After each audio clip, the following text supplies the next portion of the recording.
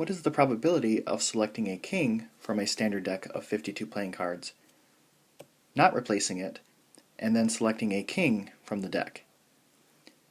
So these are dependent events. Let's look at the first event, which is selecting a king. And just like the other ones, this is going to be 4 out of 52. Now, we are not replacing it. And the second event is also selecting a king. So we are going to be multiplying by 3 over 51. So it's 3 because we did have 4 kings, but we've already taken one out. And we did have 52 cards, but we already took one out.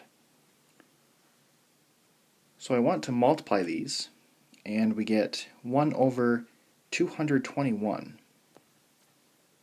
What is the probability of selecting a king from a standard deck of 52 playing cards, replacing it, and then selecting a king from the deck? So these are independent because after we select the first card, we put it back.